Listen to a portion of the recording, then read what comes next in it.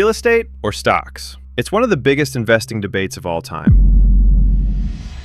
One offers steady cash flow and leverage, while the other provides liquidity and powerful long-term growth. So where should you invest your money? The truth is, both have created countless millionaires, but they build wealth in different ways. Let's break down the strengths, weaknesses, and strategies behind each investment so you can make the right decision. Both real estate and stocks have helped people build extraordinary wealth. Real estate has been a symbol of wealth for centuries, while stocks allow investors to own pieces of the world's biggest companies. Neither investment is automatically better. The right choice depends on your goals, income needs, risk tolerance, and investing style. Understanding how each asset works is the first step toward making smarter financial decisions. Part 1. Real estate. Building wealth through ownership. Real estate is a physical asset that gives investors more control. You can renovate properties, increase rents, and directly improve their value. Rental properties also generate monthly cash flow, while the property itself may appreciate over time.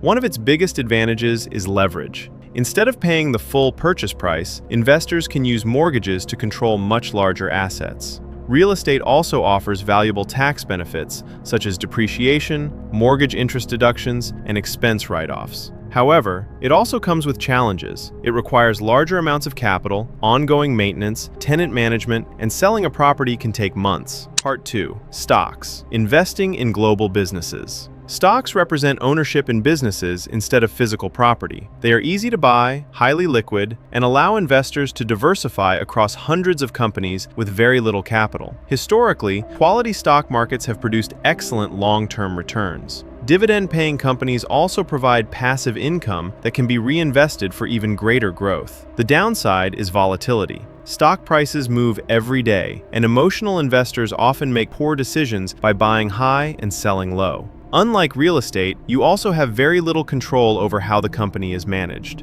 Part 3. Historical performance. Both asset classes have created enormous wealth over time. Stocks have historically produced around 8 to 10% annual returns over long periods, especially when dividends are reinvested. Real estate generally appreciates at a slower pace, but when rental income, tax advantages, and leverage are included, total returns can become highly competitive. The biggest difference is that stocks usually deliver stronger long-term growth, while real estate provides more predictable monthly income. Part 4. Advanced strategies. Successful real estate investors often use methods like the BRRRR strategy, house hacking, value-add renovations, and 1031 exchanges to grow their portfolios faster. Stock investors rely on strategies such as dividend investing, dollar-cost averaging, index fund investing, and portfolio diversification to steadily build wealth while minimizing emotional decisions. Both approaches reward patience and consistency rather than chasing quick profits.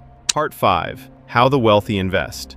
The ultra-wealthy rarely choose between stocks and real estate. They own both. They use real estate to generate reliable cash flow, create tax advantages, and protect against inflation. They use stocks to build long-term wealth, maintain liquidity, and participate in the growth of global businesses. Each asset serves a different purpose inside a balanced portfolio. Part 6. Common mistakes. Real estate investors often make mistakes by overpaying for properties, taking on too much debt, ignoring maintenance costs, or failing to screen tenants properly.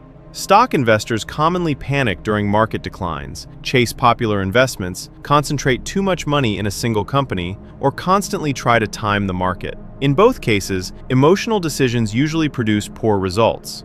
Part 7. Inflation and diversification. Inflation affects every investor, but both assets offer protection in different ways. Property values and rental income often rise alongside inflation, while fixed mortgage payments become cheaper over time. Strong businesses can also raise prices, allowing quality stocks to continue growing earnings despite inflation.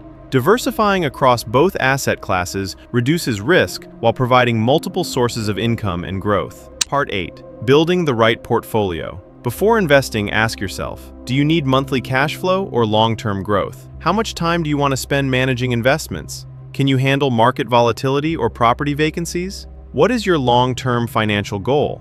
Many investors combine both assets based on their objectives instead of relying entirely on one. Part 9. The Wealth Triangle.